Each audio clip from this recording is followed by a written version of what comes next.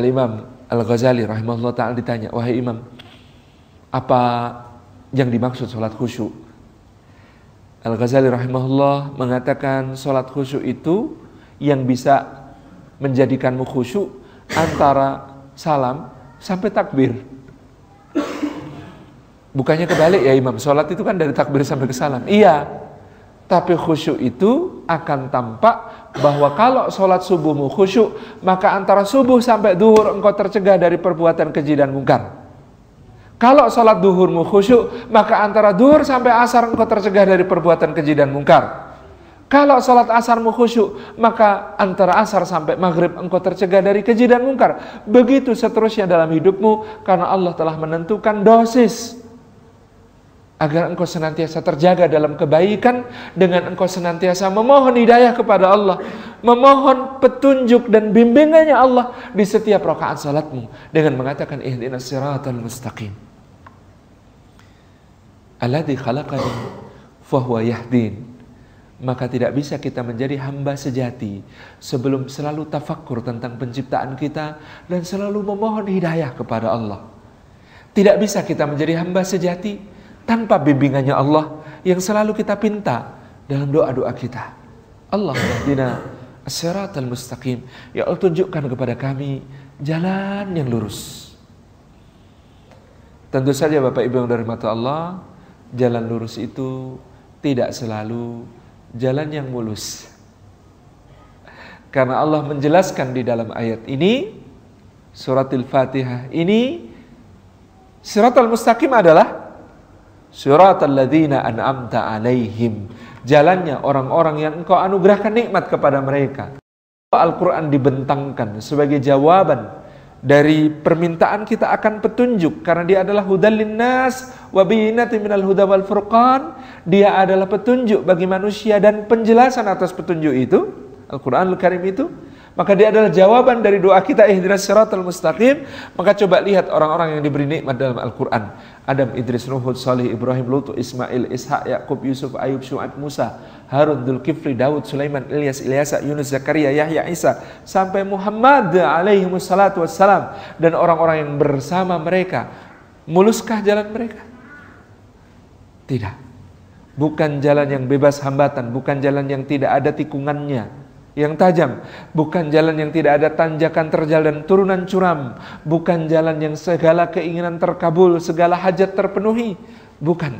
Jalan mereka justru adalah jalan perjuangan. Adam berjuang, kadang-kadang salah, kadang-kadang khilaf. Dia gagal mengemban amanah, tetapi dia bertaubat kepada Allah.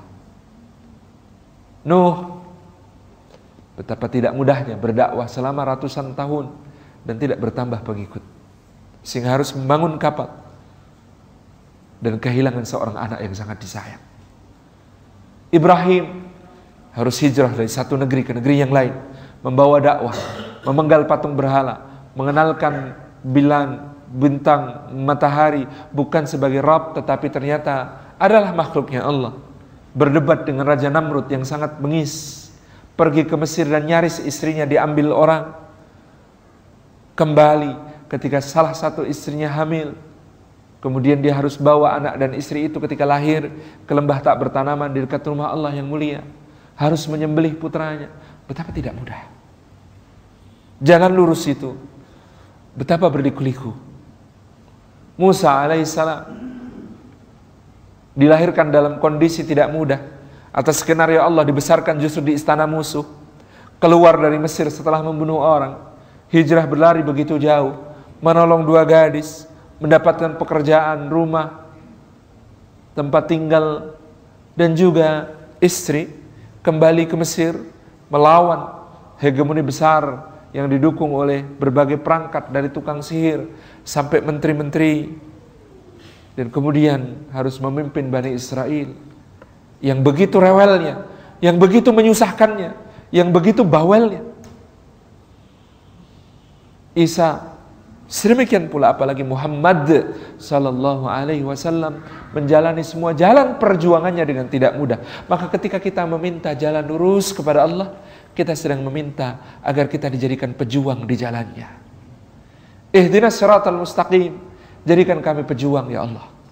Pejuang seperti alladzina an'amta alaihim, orang-orang yang telah Kau anugerahkan nikmat kepada mereka. Yang pertama, alladzi khalaqani fahuwa yahdin. Banyak-banyaklah kita ini bertafakur tentang penciptaan kita, lalu bersyukur, alhamdulillah Allahumma kama hasanta khalqi wa hasin khuluqi. Dan sesudah itu kita banyak-banyak memohon hidayah kepada Allah. Ingatlah wajah ini yang bercermin, dihalus-haluskan, pakai krim, pakai pelembab, pakai anti-aging, semuanya ini tidak ada nilainya sama sekali tanpa hidayahnya Allah Subhanahu wa ta'ala. Dan apa yang mau kita sombongkan di muka bumi? Ada seorang menteri zaman Umayyah, namanya Yahya bin Al-Mihlab, menteri yang paling kaya dan paling jaya. Suatu hari dia berjalan berpasangan dengan seorang badui. Biasanya kalau orang berpasangan dengan Yahya bin Al-Mihlab, kalau orang berpapasan dengan Yahya bin Al-Mihlab, mereka itu biasanya merunduk-runduk, mengucap salam, menghormati, bersikap takdim. Ini Arab badui santai aja ketemu dia. Maka Yahya bin Al-Mihlab bertanya, kamu tidak kenal siapa aku? Kata badui itu, kenal. Kamu kemarin itu setetes air yang kalau tercecer dikerumuni lalat. Kamu besok daging busuk, dimakan belatung, bernanah berbau anjir. Dan kamu sekarang kantong kotoran, jalan ke sana kemari, membawa-bawa kotoran di dalam perutnya. Aku kenal siapa kamu. Jelek, Pak. Sejak hari itu kesombongan seorang menteri ini runtuh. Ternyata aku ini cuma kemarin setetes air yang hina, busuk. Besok daging busuk, dimakan cacing dan belatung. Sekarang wadah kotoran kita ini kemana-mana bawa kotoran di dalam perut kita. Apa yang mau disombongkan? Tabarakar Rahman, alladzi khalaqani fahuwa yahdin.